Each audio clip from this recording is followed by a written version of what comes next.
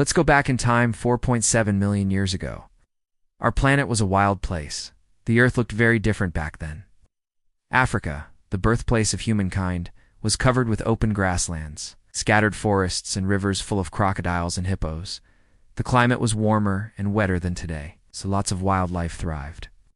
Huge predators like saber-toothed cats, giant hyenas, and ancient lions ruled the land, while early elephants and antelopes roamed the plains. In this harsh environment, one small creature was beginning a journey that would eventually lead to us. But how did they manage to survive all those millions of years ago? Let's find out. Hey guys, welcome to my channel. In this episode of Life Then, we're going back in time 4.7 million years ago to learn how early humans survived all those years ago.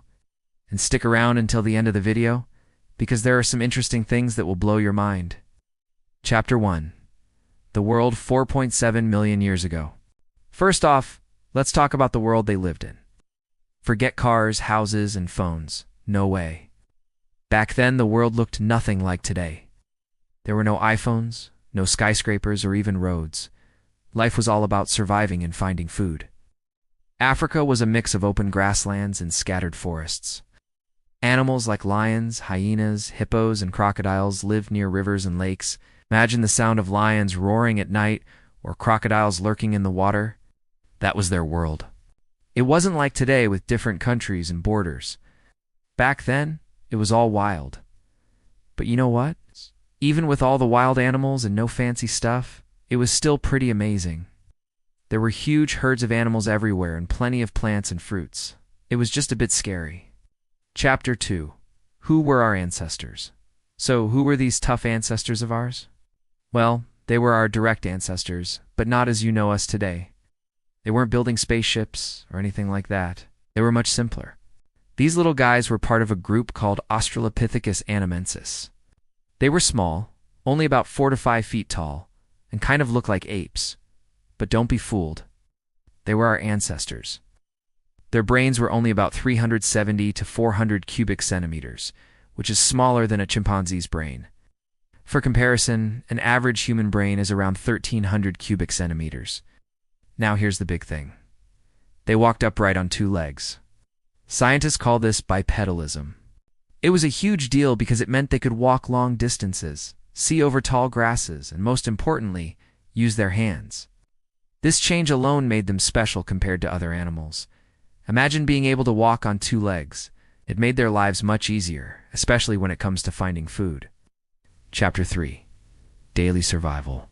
Okay, now let's talk about how they actually managed to survive. They didn't have fancy tools or super strength.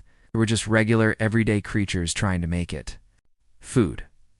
Their food was simple, just like us. They ate fruits, leaves, roots, and nuts. But unlike us, they didn't cook their food. They ate everything as is. Probably used sticks to reach fruits or poked around in the ground to find roots. Maybe they even cracked open nuts with stones. Shelter. Their homes were pretty basic too. At night, when the wild animals came out, they couldn't just open up an app on their phone and order pizza, right? So they slept in trees or in caves to stay safe. Caves were probably their favorite since they kept them safe from animals and the weather. Sleeping in groups or tribes was also helpful. They could watch out for each other and share food. It's like having your own little village, but in the wild. Social bonds. Okay, so you might think they were just small, hairy creatures worried about only themselves. Well, not quite. They actually hung out in groups and helped each other out. They probably cared for their sick and injured members and worked together to find food. They also probably shared parenting duties, meaning they helped raise each other's babies. These early humans understood that helping each other increased their chances of survival. It's like a team effort to keep going.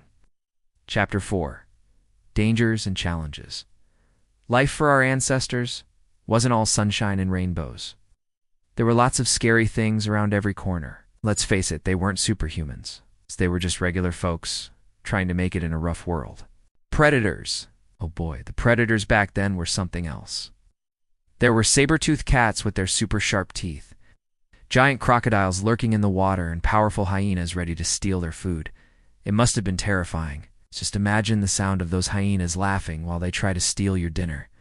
Not a good time. Then there was the weather. Droughts could last for months, making it hard to find food and water. They had to pack up and move to find better hunting grounds. It was a constant struggle to get by. But here's the incredible thing. Despite all the danger and challenges, they managed to adapt and carry on. They developed skills to hunt, find food, and protect themselves. It's really amazing how they survived all those years ago. Chapter 5, The First Step Toward Humanity. Okay, let us rewind a bit to Chapter 2, where we talked about how our ancestors started walking upright on two legs. Well, that little change was a big deal, and it was just the beginning of something huge, the beginning of humanity. Walking upright changed everything for them.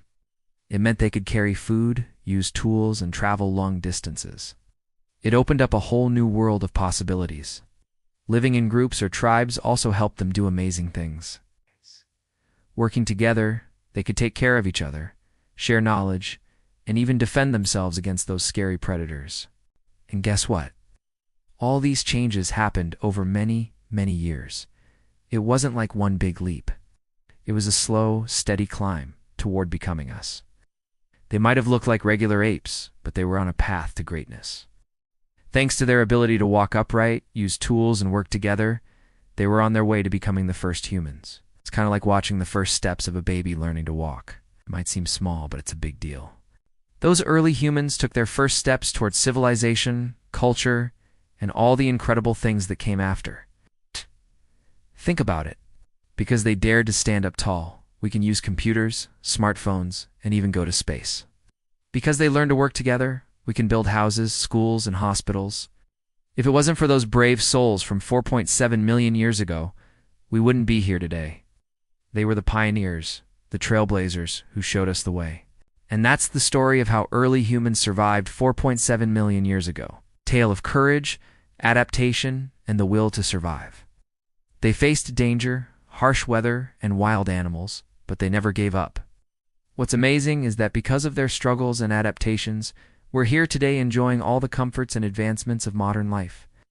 So next time you look up at the night sky filled with stars, remember the small creatures who dared to dream big dreams and take the first steps towards humanity. Thanks for joining us on this journey through time. We hope you enjoyed learning about how early humans managed to survive all those years ago. It's truly amazing to think about how far we've come from those humble beginnings. Before you go, hit the subscribe button for more exciting adventures through time. Also, if you want to support our work and unlock exclusive content, consider becoming a patron. Your support helps us keep bringing these amazing stories to life. Now, without further ado, let's continue our journey through time. Click on the screen to watch one of our other captivating videos, and keep exploring the past. Till next time, keep learning and keep dreaming big.